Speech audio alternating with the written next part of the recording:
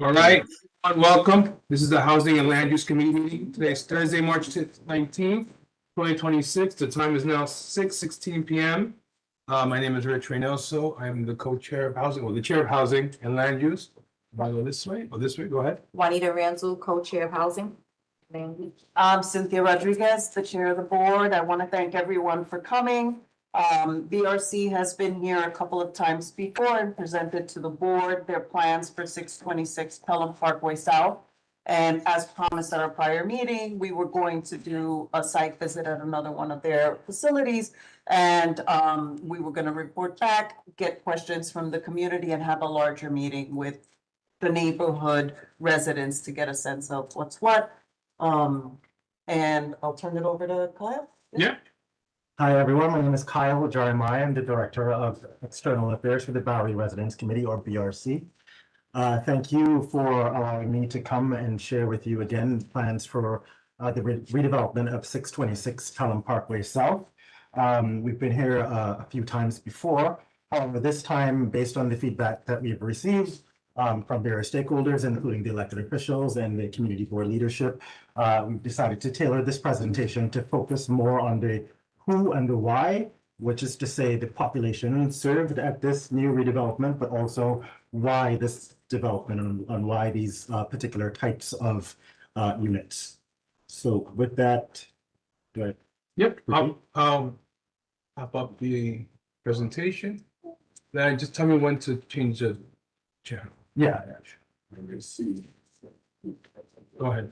Okay, so just very quickly, just the basics of the project. So we're going to be constructing a new 9-story building with 106 units, 100 of which will be affordable to individuals earning up to 60% area median income for supportive and low-income individuals.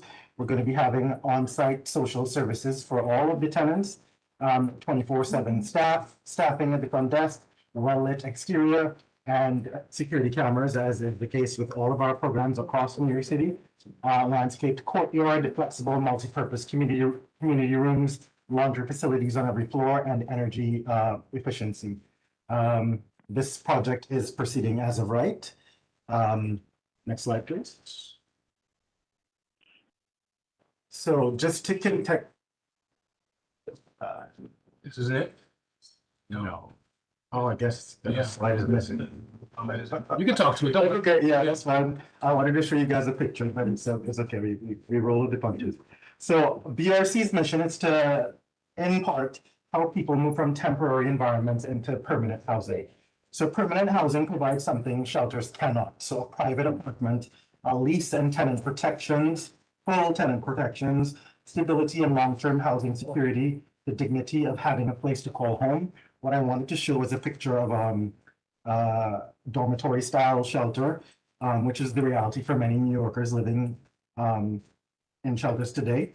And while they provide an emergency function, they were never intended to be permanent housing. So our goal is to create a pathway for individuals living in that transitional environment to be able to move into stable and permanent homes. So the proposed units at 626 Pelham Parkway South will help make that transition possible. They will allow formerly unhoused people to move rather into their own homes while still having access to services and support when they need. For many people, the ability to close their own door at night is the first step to rebuilding stability in their lives. So before advancing this model, we conducted focus groups with people currently living in shelters and shared living environments to understand what they actually want and need in housing. And we are responding to the feedback received. Next slide. Yes, please. So what are these mini units that there's a slide before that. Fork. Yes. So historically, we know SO housing played a role in New York City's housing ecosystem. So over time, many SRO buildings became associated with poor physical conditions and outdated housing standards.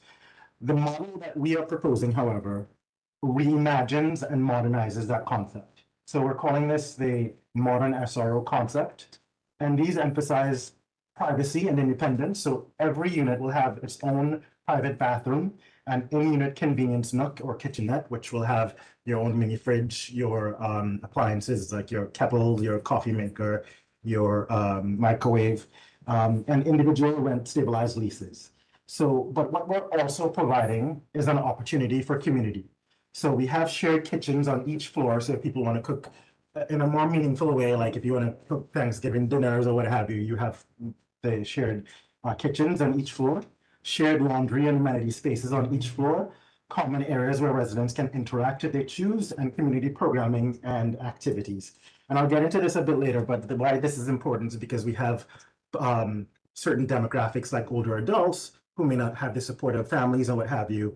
We're creating a sense of community for them to be able to interact with their neighbors, and if they want to sit in community rooms or use a shared kitchen facility, that is possible for them. So what are the part two of that point? The wraparound supports that I referenced earlier. So we're going to be having on-site case management, access to health and social services, benefits and employment assistance, and 24/7 building staff presence. So as I mentioned, the goal is to combine privacy and independence with access to support and community when the residents want it. So in this way, these modern mini units represent a thoughtful evolution of the historic model, redefining what it could look like today, and especially if we replicate it across New York City. So why? That's the question many of you have. So these units help address the growing number of single adult households in New York City, providing housing designed specifically for individuals living alone, including older adults with families without family support. So by creating housing tailored to this population, the project also reduces pressure on larger family-sized units, helping preserve those units for families who need them. So BRC has experience running these types of programs. We've given tours to Cynthia and Jeremy a couple weeks ago. NYC HPD, they issued their shared housing roadmap late last year, and they made a few key points. So the number of single person households in the city are increasing. This type of housing will reduce pressure on family-sized units. Shared housing can provide community and services to the isolated and vulnerable, including older New Yorkers who want to maintain semi-independent living. And shared housing can reduce costs, creating more deeply affordable units, which is most critical. And of course, the Housing Conference ranks this district number 13, ranks District 13 rather as number 38 out of 51 council districts for affordable housing production. So this area represented an opportunity to really invest in more affordable housing. So next slide, please. So these are like the 4 different sizes of the units that we'll be having in the building. So as I mentioned, it will create more affordable housing on limited land. At this site specifically, we would only be able to build 65 studio apartments compared to the 106 rental units created under this mini unit model for a single adult population that needs housing. This allows us to create more affordable housing on a site with great transportation access, proximity to convenience retail, and parkland open space. Next slide, please. Yes. So in terms of the affordability and unit distribution here, should be distribution. The proposed development will include 106 units, as I mentioned. All of the units, excluding the 2-bedroom superintendent's unit, are designed for 1 person and will include a private bathroom and a convenience nook equipped with a microwave, mini fridge, freezer, cabinets, and countertop. Each floor will have a private bathroom. Yes, each unit will have a private bathroom and a convenience nook equipped with a microwave, mini fridge, and freezer. Right. Cabinets and countertop. Each floor will have a community kitchen with sinks and electric ranges for cooking, in addition to full-sized fridge and freezer. So this is the breakdown here. So 60% would be for family unhoused individuals. And 39% would be for low income New Yorkers, and they can apply for these units through HPD's housing lottery system. Next slide. Yes. So who lives in supportive housing? So supportive housing is affordable housing with on-site services that help formerly unhoused people, disabled tenants live in dignity in the community. Supportive housing exists precisely because stable housing paired with on-site services provided by trained staff is the most effective way to help people rebuild their lives. So some residents may have experienced long-term homelessness, mental health challenges, and substance use disorders. So residents live independently. Hold on. So I pause for a second. Can you mute yourself online? I don't have closed hours. So the services are voluntary but available. And supportive housing has been studied extensively and is widely recognized as one of the most effective responses to homelessness. Research indicates that, it reduces emergency room visits, hospitalizations, incarceration, chronic homelessness. Our track record shows that we so far have 1,100 supportive housing units built.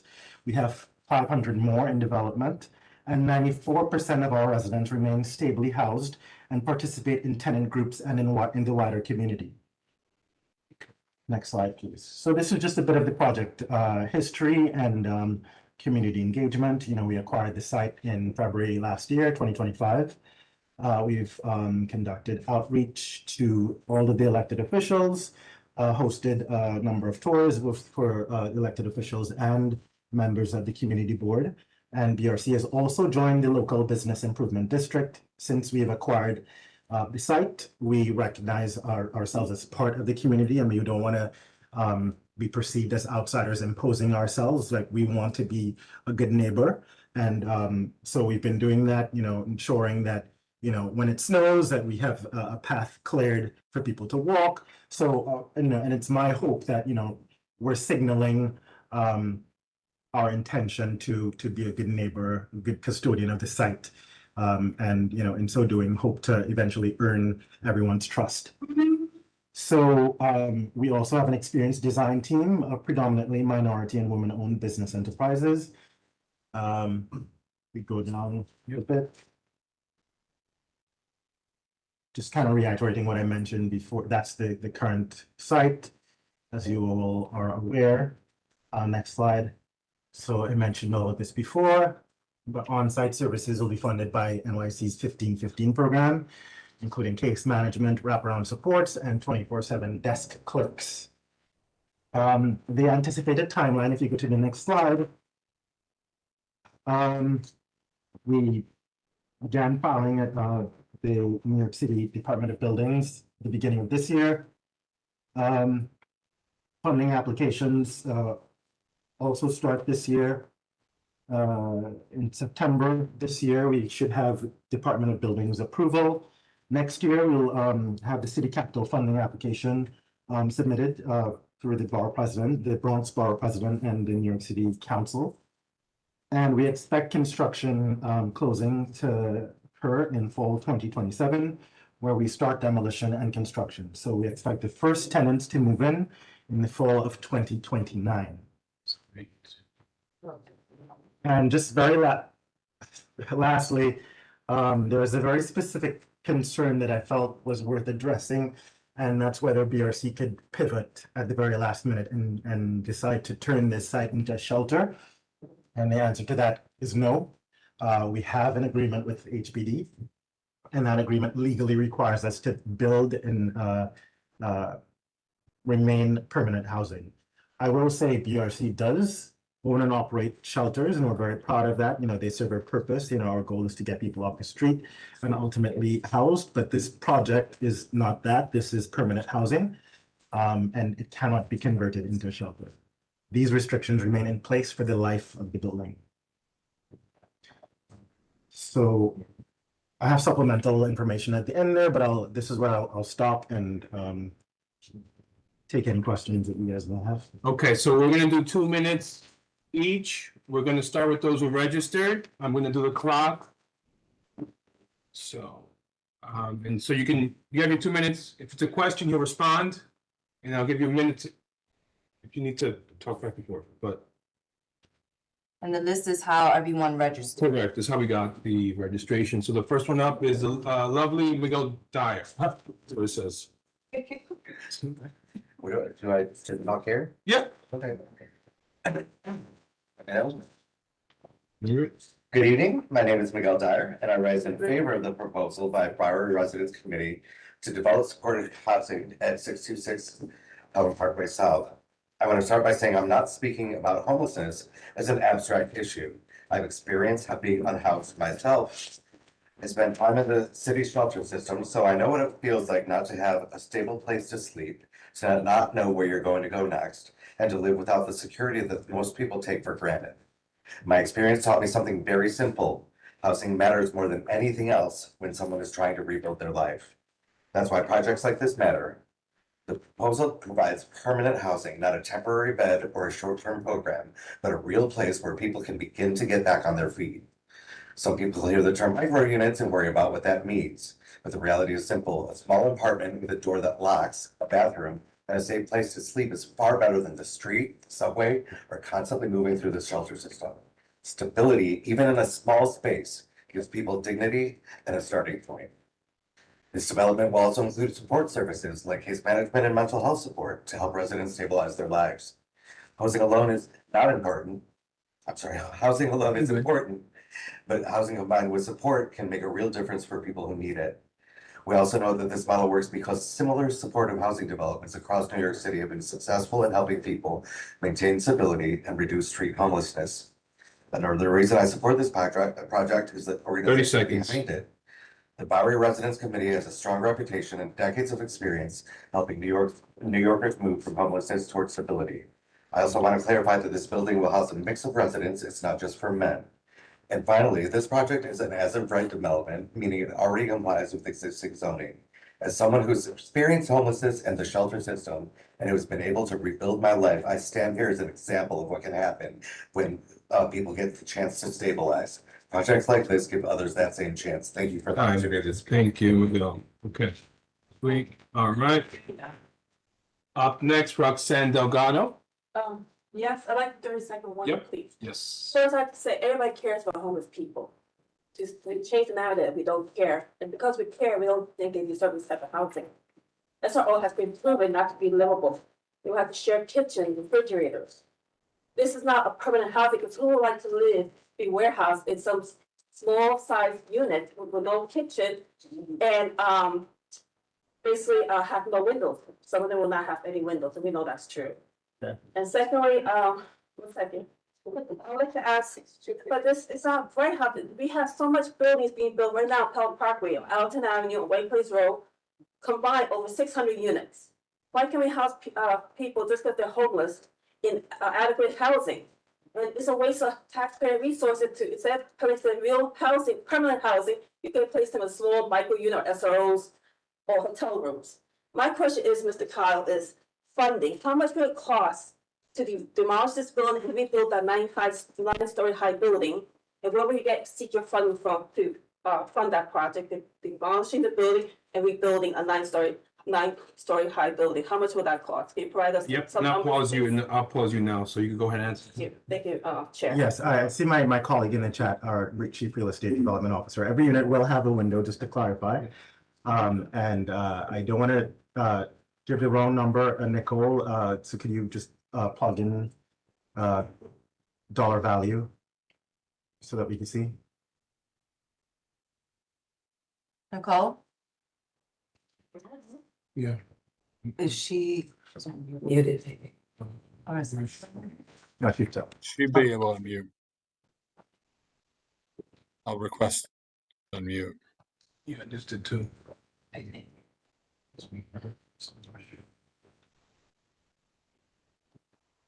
We have a value for you, I just don't, Go okay. ahead, Nicole, try now.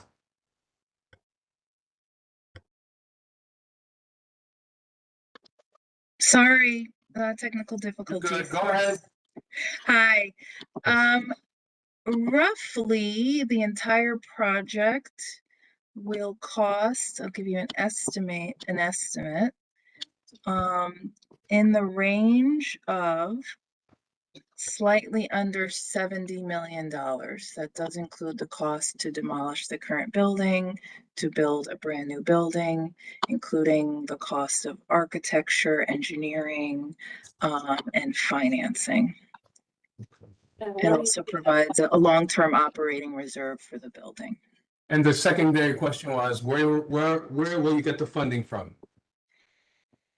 So it's predominantly funded, funded really by the government. We use what's called low-income housing tax credits, which is standard in affordable housing in the city and also around the country. So predominantly low-income housing tax credit equity. What that means is actually an investor buys in to provide this type of housing, usually corporations, usually banks, and they get a credit, a tax credit for their what would be paying taxes. We also get a private mortgage, and we get low interest loans from the city and from the state. So those are primary financing sources. You have 50 seconds. Thank you. I will assume, so basically, we're not against affordable housing. We never have been. But this is not humane housing. It's not housing justice. To waste that kind of money when you could house more people in appropriate size apartment with its own individual kitchen, which is a necessary, it's not a luxury. A kitchen is a necessity. Anyone who has health issues, anyone that wants to spend, has a low income needs kitchen to cook their meals and cook it within the dietary restriction. So a kitchen is not a luxury, it's a necessity. And I think to waste this taxpayer money or government money, as you refer to warehouse people. 30 seconds. It's not good for them, it's definitely not good for Pelham Parkway. And I hope you take listen to this community, because we don't want it here. I'm sorry, BRC. This is not a project for Pelham Parkway. This is a heart of Pelham Parkway. And to put this type of project in Pelham Parkway, surrounded by parks, children, seniors, who invested all their lives in this community, and to have this here, please have some compassion for the community as well. Thank you for your time. Thank you. Okay. Up next is Gina Cayendo. Are you online? Yes, she said. If you're the bottom, I see. Go ahead. Okay, can you hear me? Yes.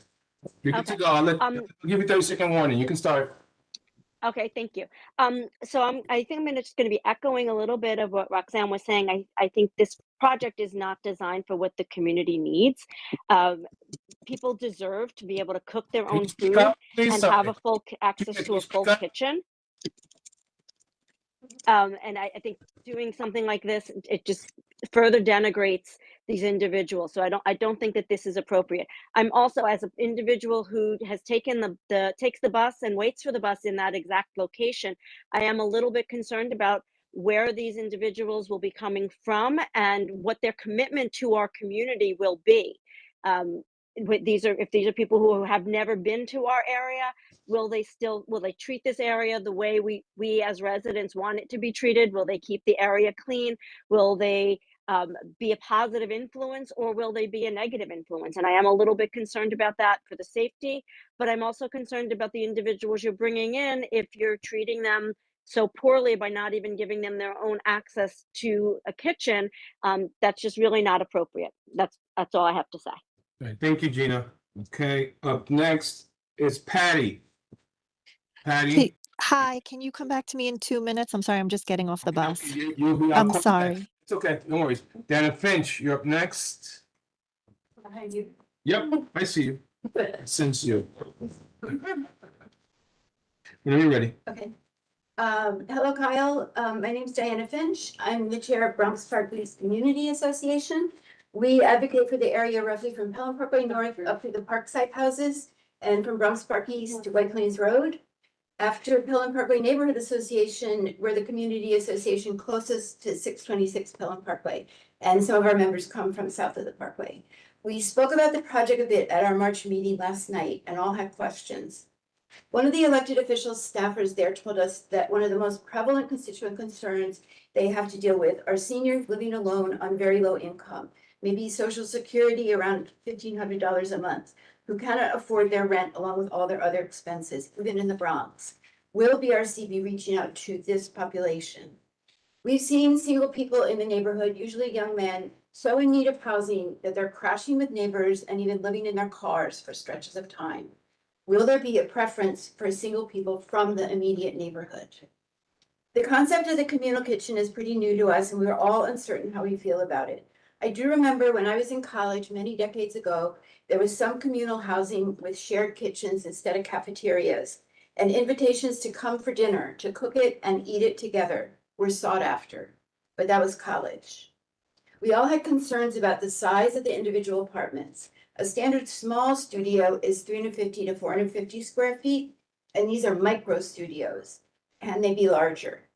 Finally, we do have a pretty similar building in our area, 2330 Bronx Park East, 30 seconds. which opened in 2008, right across the street from Waring Playground, where our very young council member Richie Torres lived for a short while. We'd be glad for you to visit that building and tell us how similar it is to what you planned. Thank you. Kyle, do you want to respond? Yes, just, You remember the question? yes, so, in terms of the community preference, so I mentioned this 60% split, 60-40 split, so 60% for formerly unhoused individuals and 40% for low-income New Yorkers who apply through HPD system. What's available, that 40% for the community set-asides, as you all may be aware, there was a lawsuit from the NAACP, which limits the set-asides for any given community. So only about 15% of that 40% would be given to this district as preference. 16, you said, right? 15%. 15, okay, just to clarify for the record. Cool. Also, can they be larger was a question. So that, Yeah, so probably not. Nicola's saying the math there, so that 15% of 40, the 40% would be 6 units. And just to clarify also that there will be full kitchens on every floor, so people will have access to kitchens in addition to their convenience nook in their units. So we want to be clear that yes, people will have access to the essentials that they need to cook. We also have designed this thoughtfully by talking to our tenants at SROs as well as people currently in shelter. So these units were designed based on what we received as feedback from actual people. So I want to gently push back that these living spaces are undignified or not sufficient for people. As I mentioned at the start of my presentation, a lot of people are living in dormitory style units, and our goal is to take them out of that environment and have them in a private space where they have access to community if they so choose. Your question about older adults, that is especially the type of population that we are targeting. And, formerly unhoused people, single adults, including seniors as well. Okay. Thank you. Chair. And Nicole is adding a few points in the chat there. We can't make the units any larger, but they are roughly 270 square. Yep.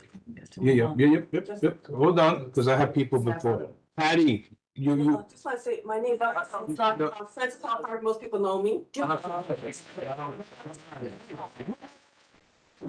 I will shut this meeting down. Yeah. Say that. I will. You will not. I will. I might. Say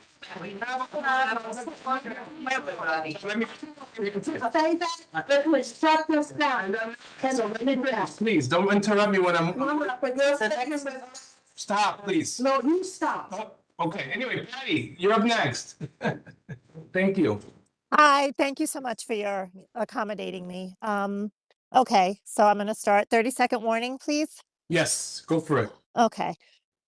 Affordable housing units that are constructed without kitchens essentially function as dormitories.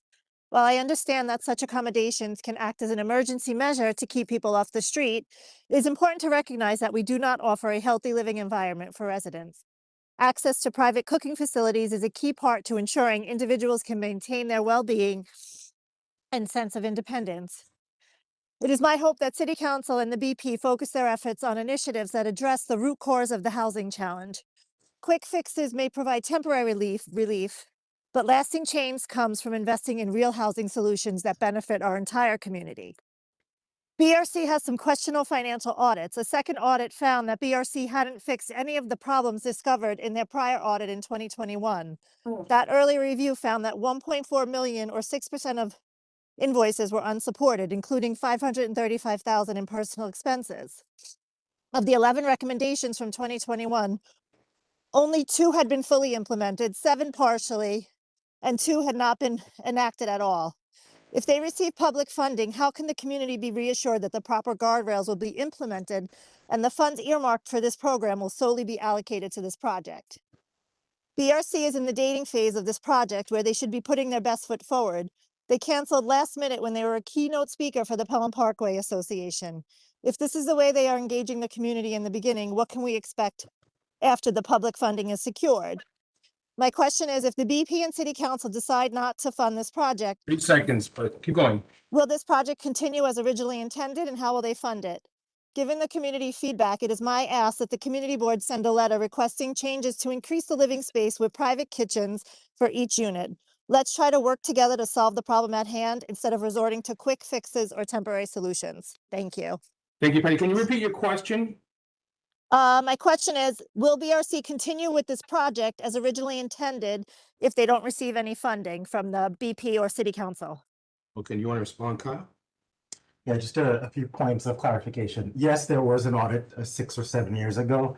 While it wouldn't be appropriate for me to fully explore that right now at this in this environment, I will say there were subsequent findings that have determined no malfeasance or wrongdoing on the part of BRC, to the extent that our contracts have all been renewed. And I will invite you to contact our funder, DHS. We enjoy a very warm and respectful relationship with that agency. BRC has grown considerably since that. And we continue to enjoy a relationship with our funder. So with that, the other question was around The funding? Bathrooms. The funding of the bathrooms. She said bathrooms. Oh, the kitchen, sorry. What's the other question, Patty? Sorry. So the other question is, if you don't get any funding from Yeah, the what's the BP or City Council, will this project continue? And just to go to your point, the data that I pulled was from Crane's Business Magazine from July 2025. So if they're printing stuff that is inaccurate, you should probably reach out to them. Okay, thank you, Patty. Up next is Edward Murphy. Are you online? Yeah. I don't know where. You're gonna answer him with- Yeah, he's online. Okay, go ahead. Can you read what's in the chat? So we See it. No, I'm not gonna read the chat. Sorry, guys. Eddie Murphy, go. Thank you. It's muted. I requested he unmute. Yeah, he can unmute. Eddie, No, you're still muted. You have to unmute. We cannot unmute you. You have to unmute yourself. hit the button in the bottom left, Eddie. If you So can see. Kyle was gonna respond to Patty's question about the funding. That's why he was gonna read the thing in that part in the chat. I mean, usually when there's a request to unmute, it pops up in the middle, I believe. Try guys. So while we wait for Ed, just for the record, the project can proceed without BP or CM funding, as that represents a very small portion of the full financing package. Has he been able to? No. No, he's- I'll come back to you, Ed. Don't worry. Up next is Katie. You're in person? Yes, I'm here. Go for it. I actually live right around the corner, and I've lived there for 21 years. Actually, to rebut your, DHS took the fall because they were your, I won't say the fall, but they took the onus because they were your overseeing of the contracts. So it wasn't that they didn't find things wrong, it's that the DHS was the one that was found negligent because they were overseeing the contracts, just to be clear about that. My question is that you're going to be serving a lot of persons with severe and persistent mental illness, correct? We may, yes. Yes. So what's your strategic plan for managing 106 units that could have anywhere from 50 to 60 people? Because your previous record of managing contracts, both fiscally and programmatically, have been a little bit lacking. Your MTA 2019 audit and found that your staff closed their office multiple times, services were shut down, and they spent less than a quarter of their time actually servicing clients. So what is the ratio of, excuse me, I'm gonna finish, please. No, and I'll pause you. You can, let's pause there and answer the first question. Go ahead. Yeah, and there were subsequent findings to that audit. And again, I will point you to the fact that we were awarded that contract by the MTA again after that audit. You also mentioned what our plan is for servicing people with severe mental illness. So the city will determine whether people are able to live stably and independently. So they make that determination. We have trained staff, we have clinical staff on site to be able to work with individuals who What's need. the ratio though? You mean? So you have to staff that is supportive. The ratio of social So service staff for to instance, attendance. for 50 people, do you have one mental health individual or one supportive staff? Or is it two? Is it three? Are they also targeted because they're seniors or they're a person Right. with a So- drug issue? What is that staffing looking like? Because we do have drug issues in the neighborhood. The people that live here already know that what it looks like to be in front of there. As someone said earlier, there's a bus stop across the street. That bus stop is for children going to school. It usually has anywhere from 40 to 50 children in the morning. I know because I walked past it. So You have a question? I want to put his time. So we have we'll have 5 case managers who will be responsible for all aspects of assigned caseloads of residents, including assessments, referrals, and coordination of care. We have an LPN case manager who will assess medical and behavioral health needs and coordinates care. And we also have an activity specialist who coordinates support and socialization opportunities for residents, including for the older adults. You have time for one more. So hold on. Pick your favorite. So outside of the activities person, what you're saying is there's 5 people for social services and 1 LPN or 1 registered nurse for the entire building. On site at any given time, correct. And you also said, just as a follow-up. 106 people, mind you, so only of the 60%, not 60% of people will have severe mental illness. And so But you may. don't know that, you Yeah. don't know until it gets in there, of Correct. course, because just my last follow-up, I know that I'm getting towards the thing, Yep. is not one way because of that, but you said it was it was not mandatory. Will these services be mandatory for those that do have severe mental illness? So again, the people who have had severe mental illness will be deemed by the city to be able to live independently. So it's not a situation where we're going to have clients who are just not able to function independently. So you say it's not mandatory. The services are specifically for them. However, the 40%, it's not mandatory for them, but we have that available for all of our tenants. So not mandatory if they have mental illness or a drug issue, it's not mandatory that they receive treatment. So we're operating an affordable housing site. It's not a prison where we can force people So I'm to. saying it's a prison, but But- also it's the safety of them and the safety of the neighborhood, correct? I don't want to, I have to humanize the people living in these. No one's dehumanizing that. What I'm saying is Back and that forth, Kyle, so if you can keep your hand, no, not you, you kind of keep your answer short so we can move on, or succinct, please, guys, okay? You're good? yeah, I think it's just gonna go back. and Yeah, forth. that's why. Eddie, you're up next, go ahead. Yeah, I'm good now. Yep. As a resident and for the last, I would say 40 years of my life, I've been involved with this neighborhood. I've seen many changes. I don't see, and like you guys all said, people need housing, but it's the place that you're putting it. This is an access to the Bronx Zoo. So you're gonna have young children going by. Just the write-ups, social media is so easy than when we did things years ago. And Cranes, they kind of bash you guys. Indeed, the employees wish they never came on board with you guys. Can you shed some light on that?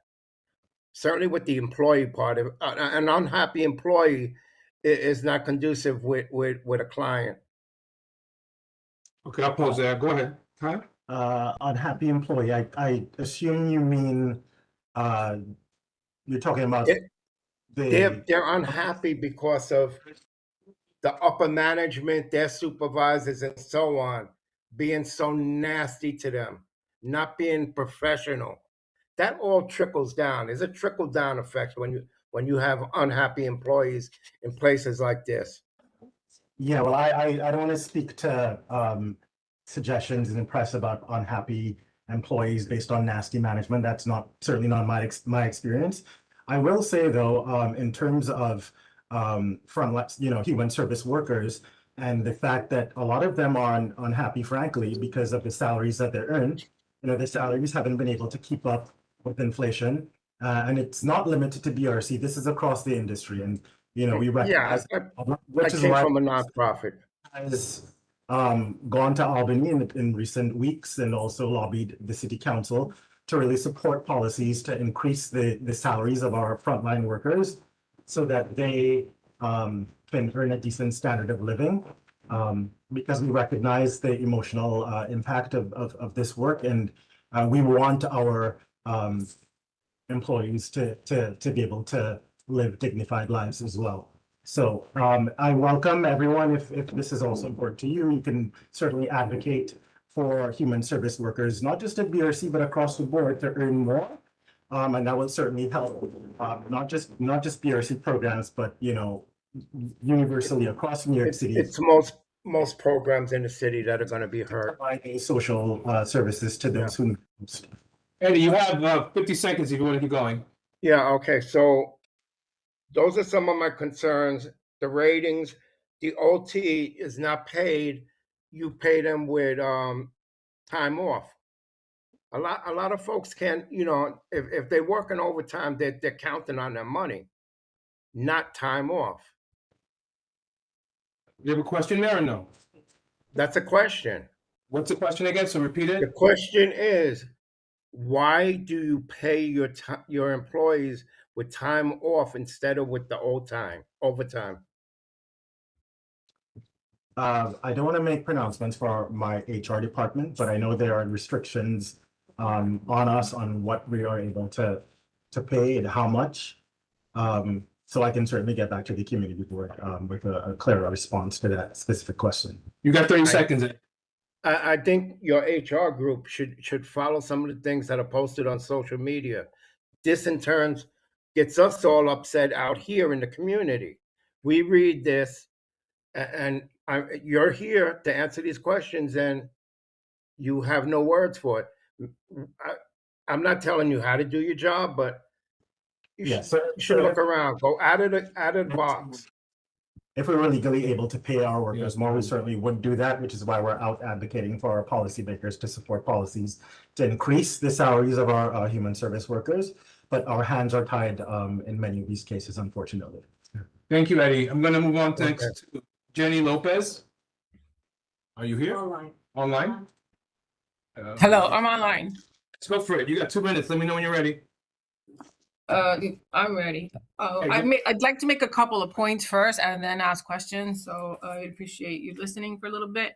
One of the things that this project wants to do is destroy a bank building that's been there for 78 years.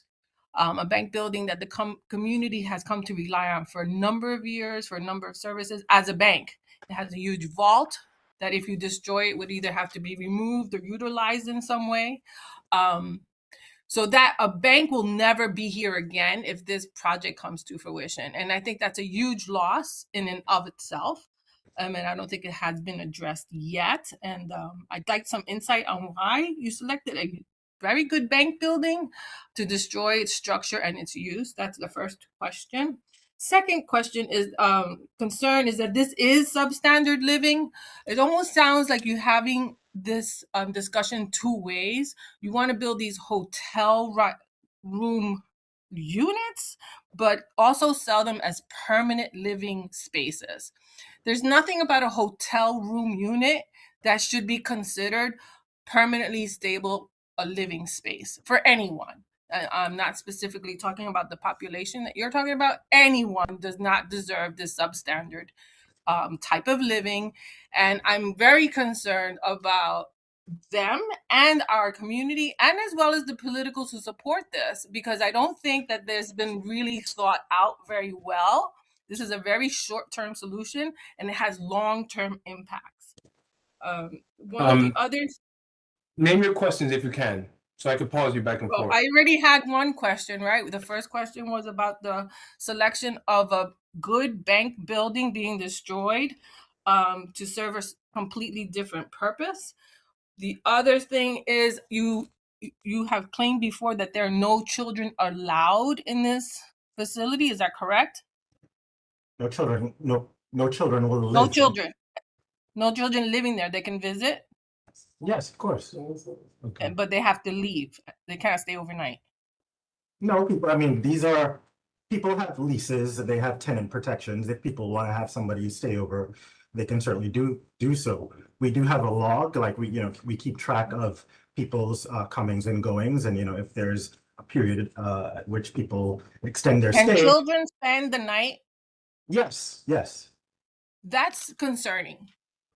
Because you're leaving, you want to have children there with 60% mental stable population, okay, with no space, because those rooms barely allow space for one person. So I'm not quite sure how they would sleep or be comfortable or safe.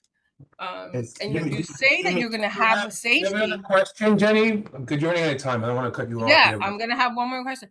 The children, you have 350 job openings on Indeed. 10 So seconds. Yeah, I have a question. All those openings sort of presume that your current operations don't have sufficient staff to serve the population that you already have. What makes us think, or you think, that you can build another facility and have sufficient staff to support all the services you claim to provide? So just so you know, we're an agency that employs 1,700 people. We have 36 plus programs. We're a massive organization. So yes, we have a lot of job vacancies available. Your point, your original question about why this site and taking over the bank. So as you know, there's a housing crisis in New York City. There's an affordability crisis. This presented an opportunity to create housing for a growing population of folks who need it most. We're able to maximize the site by creating 106 units, as opposed to much less. As I mentioned, the alternative would have been 65 units, 65 studio units. But we are serving a particular population, recognizing that this concept is not meant for everyone. It's meant to target a growing population of single adults. So BRC is also undertaking initiatives to build affordable housing in other areas of New York City. We have studios, 1 bedrooms, 2 bedrooms, what have you, but they serve a different population. So it's a multi-pronged approach here. We're serving a particular population. There's a need here. We've spoken with the Supportive Housing Network of New York. This district doesn't have very many supportive housing developments, so that presented another opportunity to come into this community and create desperately needed housing for New Yorkers. Thank you. Up next, online, Robert Press. I'll ask you to mute. Yes, so 1 second. Yes, thank you. I'm sorry I'm not there in person. I'm not feeling well, but it's a shame that this committee does not have quorum. This board is coming to a point where it's not getting quorum for any of its meetings. And my question is that you're calling supportive housing, single room occupancy with on-site services that target specific populations like the formerly homeless, and that sounds like a group home to many people. Is this going to be a group home for homeless people? That's a question, so go ahead. No, it's not a group home for people. They have their leases, they have their keys. It's for single adults, including people who are formerly unhoused, but also for low-income New Yorkers. I think this board should look into this possibly being a group home as part of the group home policy. I think you should be going under the Padovan law because it sounds exactly like a group home. And this board had a group home denied because it is oversaturated with group homes. And we're now getting oversaturated with homeless shelters. Okay, unfortunately, some of the board members, like the chair, disagree with that, but this board is getting oversaturated. Mayor Adams, in January of 2021, decided that a homeless shelter on White Plains Road and Bronxdale Avenue was not needed.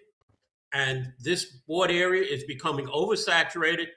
And when new apartments are being built, we're getting buildings being built on Boston Road. There's a 440 unit building that will have 60 units for formerly homeless, as well as any other new building. And the Metro North buildings, if they take any city aid, and Ted Weinstein is on board, or he was, who can say that as far as the city council voted, 15% of any project that takes any city subsidiaries or monies must have 15% homeless. So we could have 600 more homeless people winding up in that Metro North building if they take subsidies.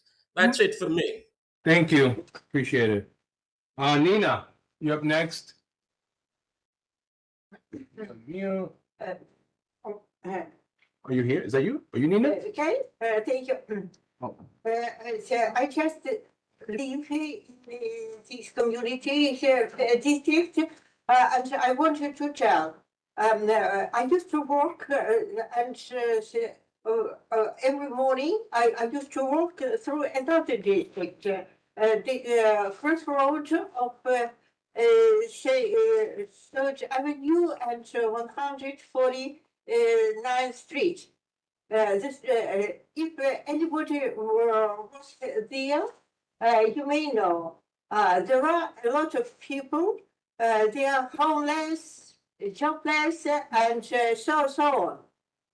And the picture saying it is near to 9 o'clock. People are resting in this place under the sun. Near them, there are used cups of coffee, plates, and sorry. It's okay. Take your time. Take your time. Children and students go to their schools, and what they see, unlucky, poor, homeless people are lying on the sun, on the benches, and lucky people who have a job are cleaning over them, and they cannot go to the beach because there is sun. But for homeless people can go to the beach. If there is too cold, lucky people who have jobs cannot go home. They need to work.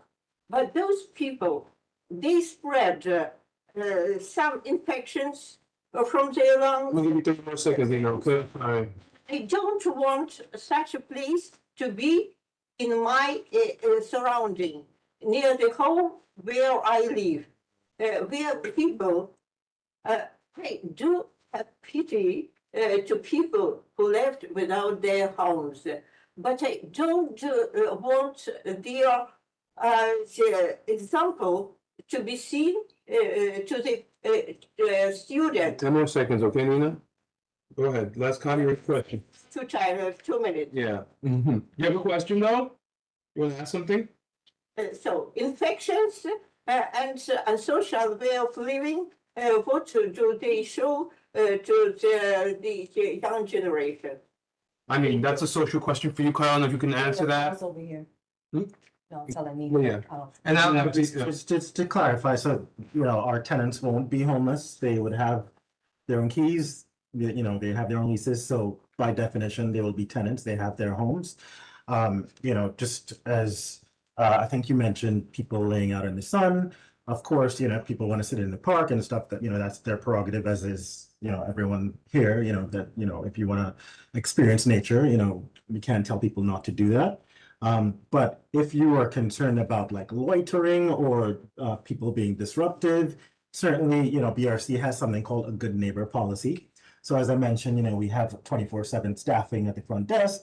Our staff, like they do perimeter checks, making sure that, we're in alignment with our good neighbor policy so that, we're not being disruptive.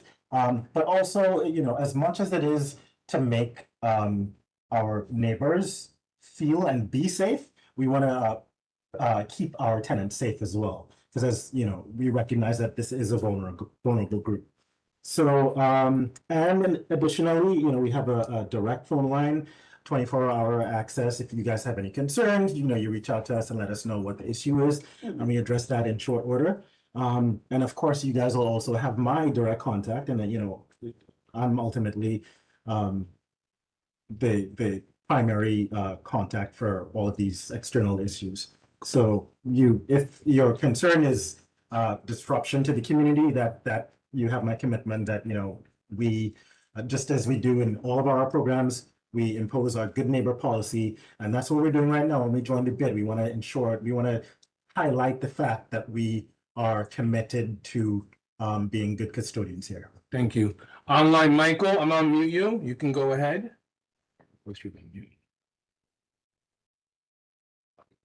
Hi, my name is Michael Cass. I support this project, and it really shouldn't be controversial. We have a housing crisis, and we need to build housing for everyone, and micro units have to be part of the mix. There are working folks in shelters who may not be able to afford even a heavily subsidized studio apartment, but could afford a micro unit like this. It's another option, and we have to give people options. You take this option away, and the alternative for many folks, more often than not, unfortunately, is a shelter or the street. That's the reality. Now, I would support further increasing the size of the building beyond 9 stories to allow more tenants and offer a greater diversity of unit sizes. But of course, that would most likely require a zoning change. But as it is, this is a good project. It will provide quality housing for a lot of folks who need it, and it's welcome in our district. Thank you.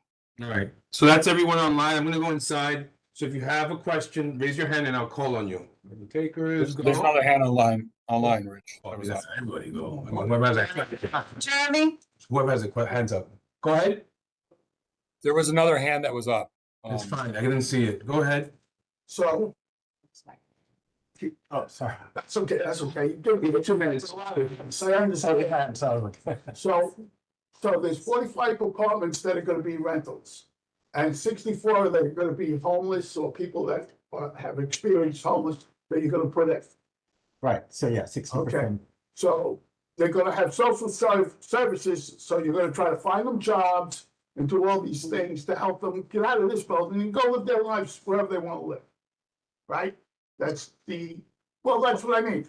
They're gonna find jobs and stay there, or they're gonna find jobs and, move on, like you said. By stay, you mean like, Still live there in subsidized housing. yeah, so the goal is for these units to be people's forever homes if they so choose. Like they have their leases.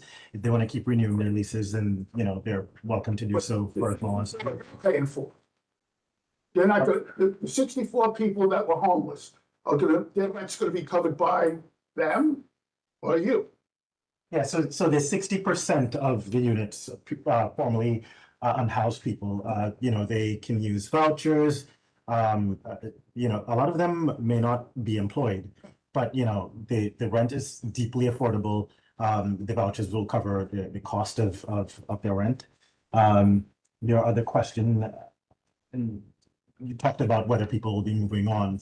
I mean, it's sort of, you said it's like a starting point for that. No, it's not a starting. So I want to be clear. So this is, these units are small, but these are affordable units. And, the data shows that, 94% of our tenants stay there for as long as they need to, yeah. So, But if they don't want to get a job, then you just cover them. well, I mean, it's not that they don't want to get a job. A lot of people have complex needs or disabilities and they're unable to work. But you will certainly have people coming through HPD's housing lottery system who are working, they're earning too much to be able to qualify for certain things, and then they're earning too little to be able to qualify for other things. Right, I know, I know. So, yeah, so we'll have a mix of people who are able to work, people who are looking for work, and what have you. And we have case managers, we have people willing to work with our tenants if they need How they want to work. Yeah, and if they want to and are able to. And if they don't want to, they'll just do what they should just hang out. Well, they have a voucher, they could just stay there, you could get 20 guys in there, they don't want to do nothing. Well, I don't know. And then just like, hey, we want to do today, let's go in. Oh, you working? It's just, what I mean, No, I don't, the premise of the question suggests that we're going to have tenants just walking around being disruptive, and You say that's not you the force them to work, you can't force them to go into like classes or whatever to help them. So if they don't want to do any of that, they can just hang out. Well, if people want to stay in their apartments, they're. So, in 64, you might get 20 guys like that. Guys, That's all. 30 seconds. I'm done. Oh. Lisa, hold on, because Lisa was online and I missed her. Hold on, go ahead. Hi, everyone. I have two concerns. My first one is there was a person who was speaking about the fact that these individuals may have severe mental health issues. What if a resident gets approved while they're on medication and then they choose to go off their medication? Do you have protocols in place if they start demonstrating severe mental illness because they've gone off their medication? You've already said that you cannot force them, which I understand, but what about the other residents? How will you keep those residents safe? Yes, the answer is yes, and we have trained medical staff on site.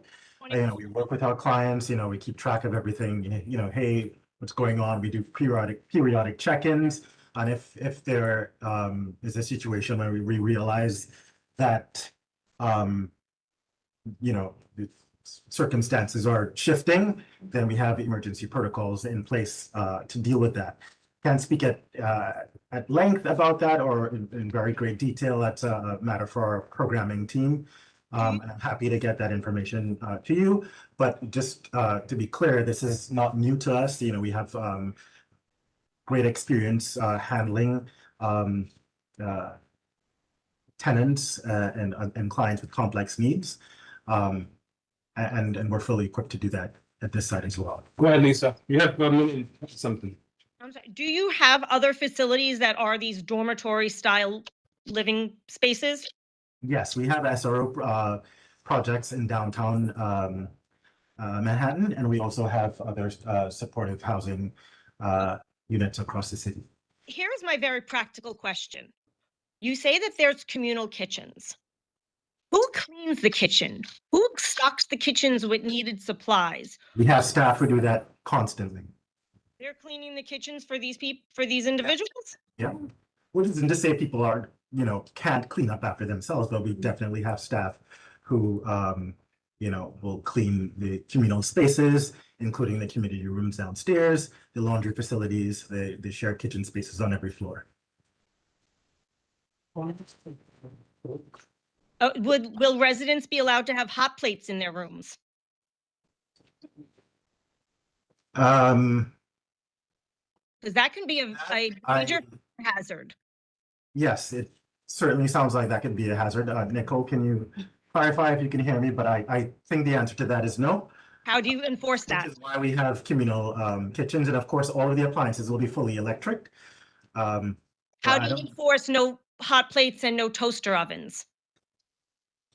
Because that is a real safety concern. Yes, that is a safety concern, and we do have policies in place. When we do periodic checks, we make sure that all of our safety protocols are being adhered to.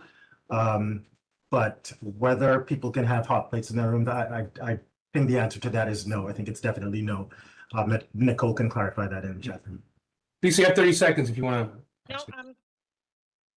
No, You I'm good? good. Thank you. Okey-dokey. Okay, anybody here? Raise your hand if you want to say something. One, one, two. Yep. I guess my question is gonna just go back to the safety, I guess, of the neighborhood. You keep talking about community and how you can protect, you know, the people, especially let's talk about the the mental issues. You're talking about your site, but we're talking about putting a building in a community, which expands more than just that one corner. So when you're talking about keeping people safe and keeping like we don't know how to deal with, a lot of people do not know how to deal with mental issues. You're gonna deal with somebody inside, and everything you're talking about is inside. What happens when they go offsite, walk around 5 blocks, 6 blocks? Something that you're not gonna know, or because maybe there's an incident, you don't know where they live. People are not gonna know where these people come from. And it's like, we want a place for, like, nobody wants to see anybody live in the street. Nobody does, but we wanna be safe as well, because we're living in a community. Some of us have been there like for years. You know, so you have older people who just want to walk by, and then they don't know what's going on. So sometimes that could be a safety as well. You were talking about people who are not working, they don't have incomes, but you were talking about putting people in a community where there's retail places, there's places for them to go. What are they gonna do with that? Because they don't have money. So what happens if they run out of money? I'm not saying it is, and it's probably maybe a judgment. So what happens if they don't have enough money for this? Sometimes you get we have a lot of issues there in that little space already.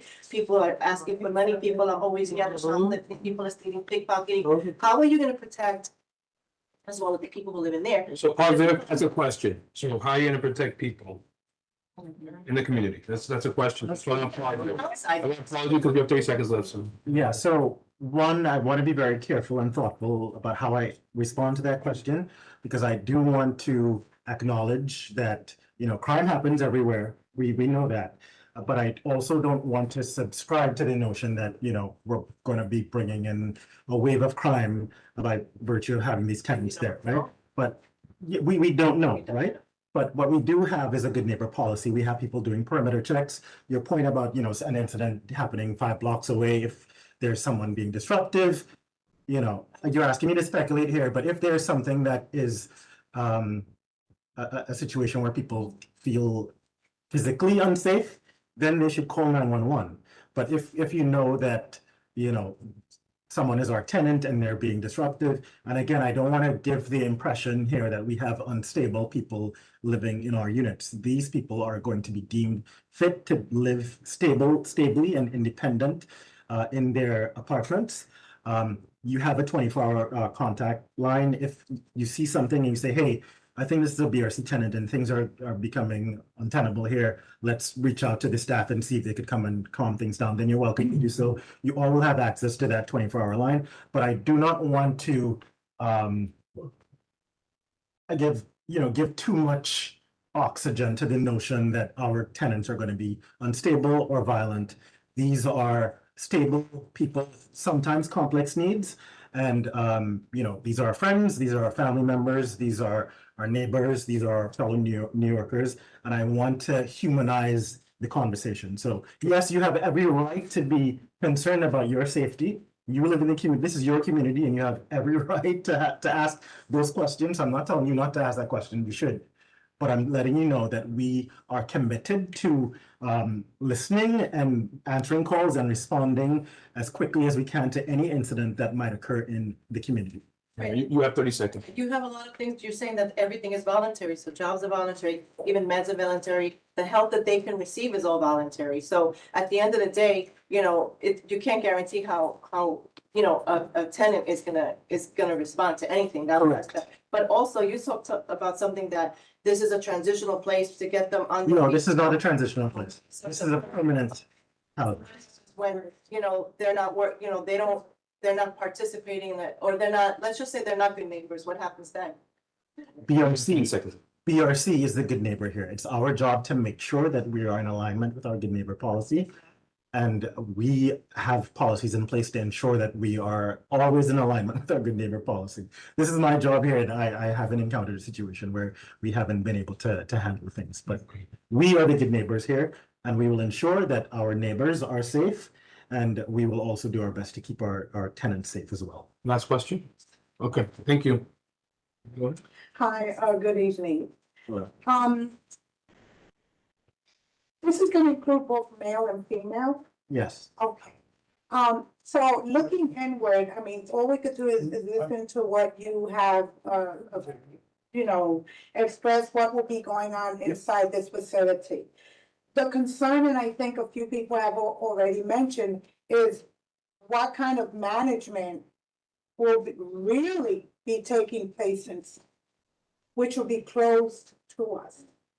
We understand that mental health, that's such a complex, big, you know, story in and of itself. You have neurosis, psychosis, depression, all kinds of stuff, and you could still be kind of stuff, you know, functioning. My take on this is you're gonna have a lot of people going, right? How fast are people going to begin moving in there?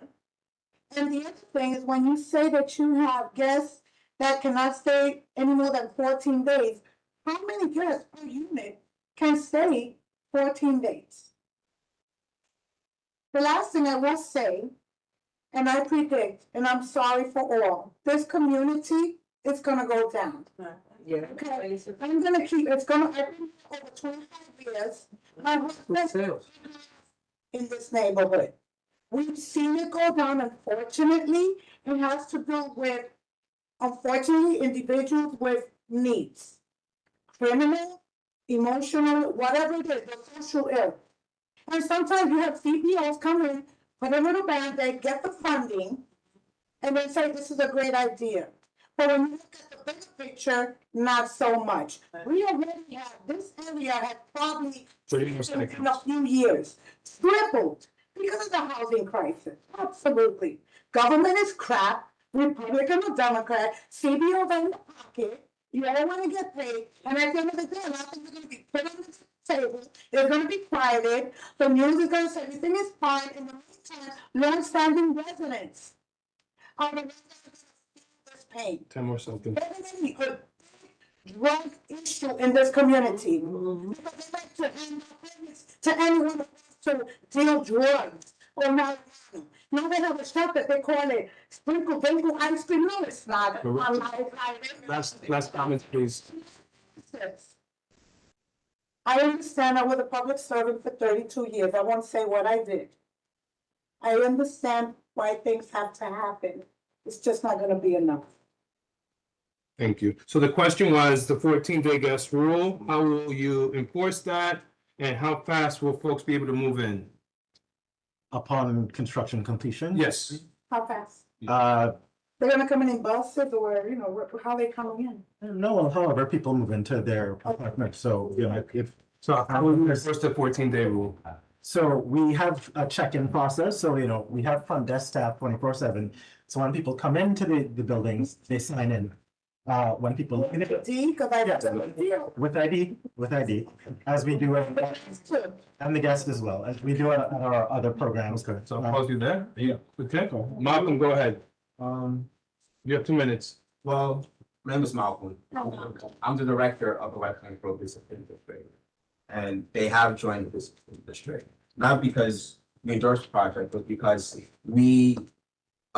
from taking under the bid, the goal was to reestablish our relationship with all of our property owners. Because when I moved here, I came from the South Bronx. So I knew what it would look like coming from a community where you saw the richest on the floor. I knew what it looked like coming from a community where you have mental health illnesses running around. When I came to Pelham Parkway, this was different for me. And I was 18 years old. How long you been here? I've been here, I'm 32 now, so probably 14 years. Okay. And taking over the bid and being this director has opened my eyes to a lot of things. And I think that what we're hearing today is there's a lot of disinvestment which has occurred in the community over the last decade. And it pains me to hear you say that you think this community will go down. It will. It will.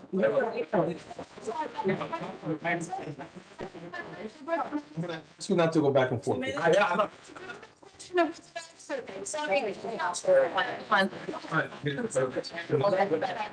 Yeah, these statements and questions towards Kyle. I'm not doing this. I would like to say Okay.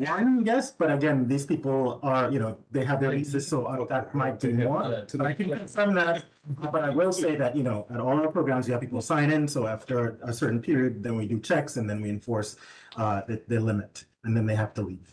Okay, because it could end up being 5 people in a unit. That's, Yeah. so if you have 100, you could easily have in any given night, 130, 140. Right. And as we see, like when we've given tours to the district manager and the chair, like they had to sign in and, there's a front desk and they have to give their ID. So, yeah. So Malcolm, any questions for Kyle? No, I just want to say that I think that before any shovels hit the dirt or anything gets done, I think there has to be a strong accountability process. I think that if BRC can do a community advisory board to ensure that the local residents can sit on that board, to have oversight in how the programs are created, and also what are the needs so we can get community benefits and establish a social contract between BRC and the local Pelham Parkway community, we can possibly merge things together to ensure that you guys are actually not just tending to the needs of the residents that will come there, but also tending to the needs of the residents that currently live there.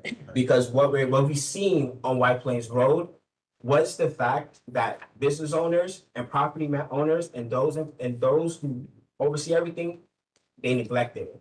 And it's time to undo that and to bring community back together. So it has to be a stronger accountability on you guys. And I think we can work together. There you go. Thank you. Any questions for Kyle? Hey, sure. Please, Kyle. Wait, hold on. Yes, first then you're next after him. It's everybody. Go ahead. Quick question. I showed up a little late, so if this was already covered. Killing me here. Go ahead. I don't want to waste everyone's time. But I'm just curious why there's a focus on housing single adults. Yeah. I also understand there's a tremendous need for families, affordable housing for families transitioning out of shelters. So I just kind of curious about that, why there's this focus on single adults rather than providing housing. Right, yeah, and we did cover that. HPD did issue their housing roadmap last year, and they indicated that this is a significant population that is growing in New York City. And so our response to that was to create a project to address the needs of single adults specifically, including people who were formerly homeless, including older adults, those who don't have a support system, but still require some social services that we're also able to provide. So while we recognize this is not a solution for every New Yorker, this is just a growing need that the city has, and we're responding to that need. BRC is just one provider responding to one thing, and we're responding in other areas as well. But this is just one response to a growing need that the city has indicated that they need to address. Has HPD also articulated a need for housing for families though as well? That could be. Yeah, and then they noted, HPD noted that the purpose of focusing on single adults is to take the burden off family-sized units so that actual families can move into those units as well. Thank you. So it's like a multi-pronged approach. Okay, for sure. No worries. You said, if I heard correctly, you said this is transitional housing. No, this is permanent. What's the point where that's what you were saying? No. No point. There's no indication of anything. That could have been My no- question, because the question would be like, from what to what? No, this is permanent housing. So from transitional to permanent, which is this. So people who were previously in shelter will move into this permanent. That's why I spoke. You did use that, so I know I'm not crazy. In some capacity. Yeah. So people who were, yeah. The concept was some type of transition. Yeah, So people that's- transition into that's permanent the housing. transition. Yeah. Question. Okay, so. Quick, 1 second. Oh, yeah, go ahead. Yeah. So I just want to show you that this is a picture I took. I know you have a picture of the building. Yeah, and the street. But this is where the bank is, and this is where I live. Okay, I'm right across the street from where you're gonna build this. Okay? And I wanna know, why is 64 out of 106 units for homeless people? That's the agreement with HPD. And where are these homeless people coming from? So the city makes that determination, so. So you have no idea, are they coming from Manhattan up to the? No, the city makes that determination. Not Spanish, please. From anywhere? Yeah, it could be anywhere in. Okay, well, across the street from this place is a co-op, and that's where I live. And so the property, if property values go down in that area on this tiny street, and that's why I'm showing this picture, because you can see the end of the street here. It's a very short street. It's not gonna continue over there somewhere else. It's a very short street. How am I gonna be able to, at my age, try to go somewhere and find better housing when nobody's gonna buy it? Exactly, that's what. Nobody's gonna buy my co-op. So the question is, you have a question? That was my question. Okay. I don't know that I can respond to. That's fine. We're certainly, you know, as we continue to, engage the community. Well, I mean, I agree with the people who say that the property values will go down. You know, no matter what their mental state, they have fees they can come and go as they please. And they're homeless, 9 times out of 10, they're not gonna stay inside. I mean, what homeless people say That's is what that. I'm almost, that's the part. 9 minutes to go. Family homeless. Go ahead, sir. Yeah, Kyle, yeah, hi. Question, when there's guests coming to visit the people that are there, they will be allowed to stay overnight? Yeah. No time. There's a time limit, there's a time limit. Some people don't typically stay long, but if they stay long within 14 days, they have to leave. No, the guests. The guests. Okay, that's. They could spend up to 14 days, right? No, I'm sure we have provisions in place to. Focus on men, adult men and women, to be on the same floor, or men, all men on one floor, or all women on the other? Mixed, it's mixed. On the same floor? Yeah. Okay. Yeah. Done. Can I say something? Not Can I- yet. There's a whole petition. Give me 1 second. Okay. All right. Anyone else inside? Raise your hand for questions for Kyle. We're wrapping up here, so. Funny you. Yeah, just wanna say yeah, for sure, go for it. What I wanna say is, most of the people that live in the neighborhood, most of them, they are hardworking people to get their apartment. For example, me, I have 20 years living in the area. I live next to the gas station. And let me tell you something, I spent a lot of money to buy that place right there. And now, for me to sell, it's gonna be very difficult, because when they come, right? The first thing they asked me, one of the buyers that was gonna buy, they didn't have anyway, but she asked me, what are they gonna put in the corner right there? Because that my room face that building. You understand? It faces it in the back. So, I mean, I don't think that they should do that, because they should put the people that will low income, they should put it maybe in a neighborhood, right? That they can afford, not people that don't have a job, that, that they have problems. They will be able to afford these units, to be clear. Huh? They will be able to afford these units, to be clear. They will be The tenants will be able to afford. Yeah, they have money to buy, like maybe 60,000 to buy an apartment in the area. You think so? No, that I'm saying they'll be able to afford the rent. They're not buying. They living there for free. Hello, and we the people where you put in this place, this unit or building, we all have work to buy that place and have a community that we can send our children to the school, and we can send while we work. I mean, I'm retired already. I work for 30 years. What I'm saying is people work in that area and spend a lot of money to buy the unit. You understand? And now you put in a place like that there, when there is already almost messed up, because every time I go downstairs, I see people asking for money. And then you tell me, I buy so much money for my thing. Look what you're gonna put there. That's why we're upset. Okay. That's why we're upset. So I think for you folks to take back is the assessment issue of folks' property values, but not for now. You don't have to answer that now, but just think about that. Go ahead. Yeah, no, I mean, I think he's not giving, I mean, you're talking about, okay, fine, everybody has a heart here. We don't want anybody to be homeless. I'm too a civil servant worker. I've been living here like 35 years. It's like the lady in the back, I've seen her around. We live in the same building right here, right here. I mean, you're talking about you have all this in place, but yet you don't have staff? How is this gonna work? This does not work. It's not working. I've been in buildings as a caseworker. This does not work. You got all these people, there's no security. I mean, how do you tell somebody who's mentally ill, oh, you can't do this? These workers are gonna get beat up. Well, we have 36 plus programs in our portfolio. And you can point, Sorry, it's not. we can point to our experience and the existing situation.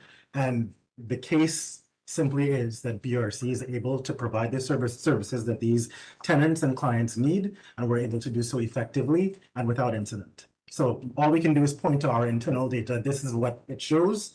We have staff to manage our sites, our programs effectively. And you know, this is why we continue to offer tours to the elected officials so that they can see themselves that we have the staff that we need to be able to provide these services. Okay. Yeah, you've been available, you said that you're always gonna be available, right? I mean, You have my number, you have my email. how many times you call politicians, you don't get anywhere. Patricia, go ahead. Hi, I'm so sorry. I want, for Kyle, this is a question. You don't know, how do you tell me that you know the programs you're gonna have in this building when you don't even know the kind of people that are gonna be coming? You're saying that it's up to the city to decide what kind of people, obviously, if you have programs in place, you know what kind of people are coming in. That's what that's, you need to be clear and translucent to the community, because it's a quality of life issue. It's also, I'm also thinking about the people that are going to come in. Do you really think socially, and it's a right kind of place, these cubicle apartments, a communal kitchen, like a dormitory style kind of thing, you irk somebody off, somebody snaps, and then you were saying something about families. How are you going to fit a family in a cubicle, one toilet, microwave kind of, how can you fit that? It doesn't make sense. 15 more seconds, Patricia. Okay, I'm done. I'm just like, want to know, how do you not know that? I mean, you need to let the community know what kind of people are coming in. So I'm not sure about the families, but these units will be for single adults. I'm not I sure. know that. I know that. You were very clear with that, but you said you know the programs that are in place. If you know what programs are in place, then you know what kind of people, because you want to adjust the needs to the programs of these people. So Yes, so you're not being clear with us. That's right. the people who are coming to these apartments, aside from the 40% low income New Yorkers, Right.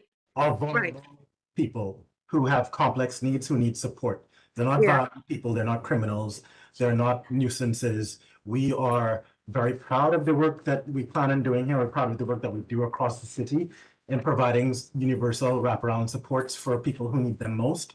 And in fact, the services that we've been able to provide for people have been able to enhance their quality of life. We've seen them progress tremendously over the years, you know, from outreach to homeless shelters to permanent housing, you know, and we serve 13,000 unique individuals every year. We have 4,000 units of transitional and permanent housing in our portfolio, and we have been able to restore dignity and self-sufficiency in the lives of many people. So to answer your question, I reject the premise that we are bringing in a criminal or dangerous element, unstable. I didn't say that. I didn't say that.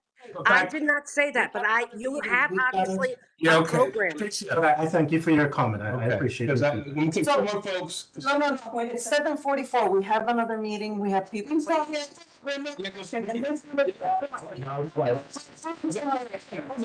Chair, hold on. Chair of the board. I hear you. I have one question.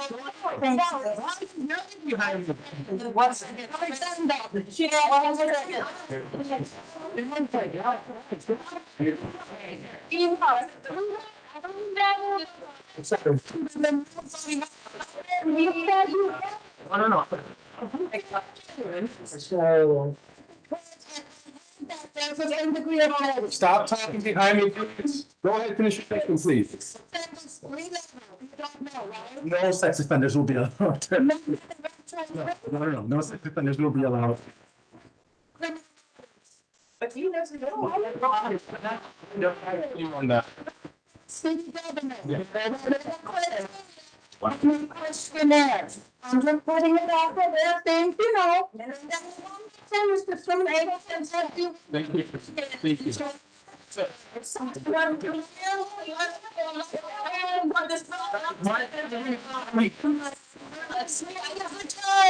It's